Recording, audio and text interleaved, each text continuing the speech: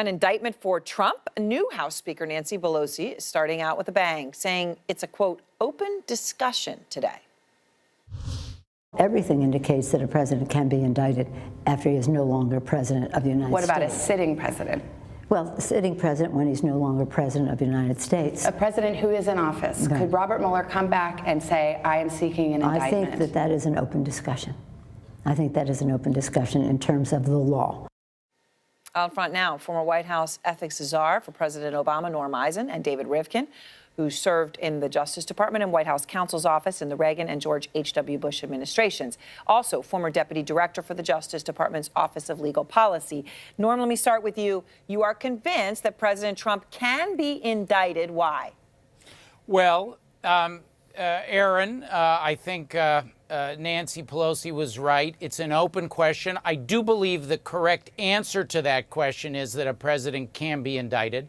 There's nothing in the Constitution that says a president cannot be.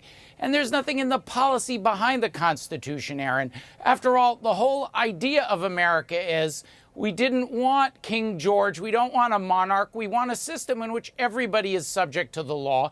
If the president breaks the law, he should be prosecuted. Now, there is a DOJ opinion to the contrary. I think that opinion got the law wrong. David? There's nothing open about it. It's not just one opinion. DOJ has revisited this question 3 times, twice in 1973 and once again in 2000. It concluded, and by the way, due respect to Norm, it's a truism to say that nobody's above the law, et cetera, et cetera. The question always is, how does the law apply to a given person? The president occupies a unique constitutional perch. Unlike multi-member bodies like Congress and the judiciary, the president is not just the head of the executive, he is the executive. What all see on 3 occasions as Supreme Court having embraced the same analytical methodology has concluded. David, what that about you the point, cannot though, allow, that he's not a monarch? The president's not a monarch. But forgive me, Aaron, that's irrelevant. He is the head of a unitary executive. To preserve the constitutional fabric, the constitutional architecture, you cannot disable the president. And I think everybody would agree, just like his OC did, but let me mention the Supreme Court in 1 second, that if you subject the president to a criminal indictment, a criminal prosecution, that would debilitate his ability to be a vigorous executive and perform the functions that only he can perform. That's not true of members of Congress. That's not true of judges, which is why David, they can be done. Let me just interject. If the president, he once famously said, I could shoot someone on Fifth Avenue. I mean, we're not even talking about Russian conspiracy. I could shoot someone on Fifth Avenue. You're saying if he did that, if he murdered somebody, he's still above the law? Still can't indict him for murder? No, he is not above the law. He cannot be indicted for murder. I can tell you, Aaron, there's only one constitutionally proper way to deal with an aberrant president. And that's what the framers intended, aside from the elections. In between elections, you got the impeachment process, which features a paramount constitutional virtue, political accountability. Hold on. Okay. If Congress were to proceed with impeachment that American people would not support, they pay the political price, as I frankly think Republicans paid for impeaching Okay, so Norm, Bill Clinton. let me If get don't, Norm in here, though. They because don't. Norm, you hear David. Even in murder, he would put it to the political process of impeachment, not indict someone for murder. The murder example explains why this is so wrong, Aaron. Those OLC opinions, I tangle with that office all the time when I was in the White House because they're too protective of the president.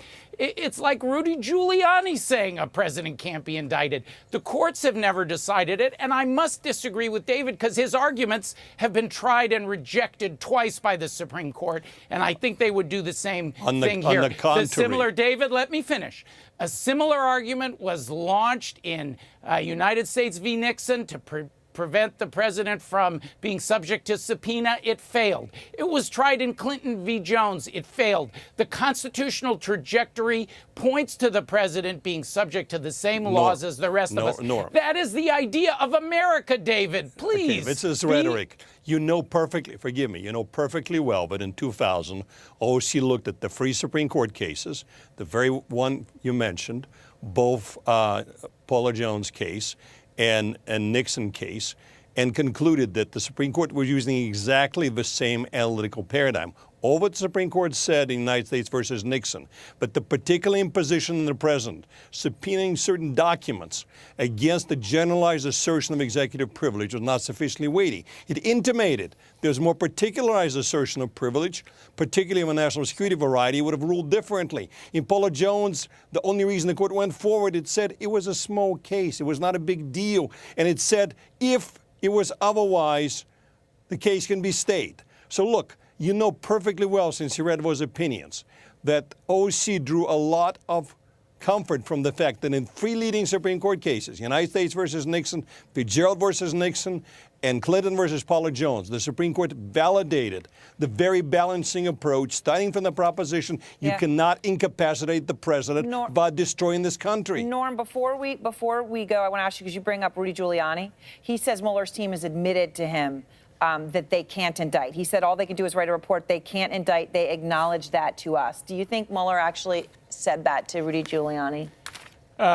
No, Aaron. I suspect that there is a lot of spin in that. Now, I will say, in fairness, Bob Mueller may feel that he is confined by that, I think, the wrong OLC opinion. And, Aaron, it's not just me saying that.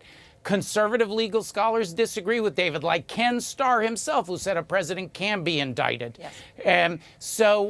But Mueller has a variety of ways of dealing with that. I think he could ask, for example, I want to indict the president, but then stay proceedings. Even if he could say OLC is wrong, just like I'm saying. Contrary to David, the Constitution says in no place that a president cannot be indicted. And there's the 25th Amendment, which has a mechanism for dealing with a president who has to deal with an indictment. All right. Thank you both very much.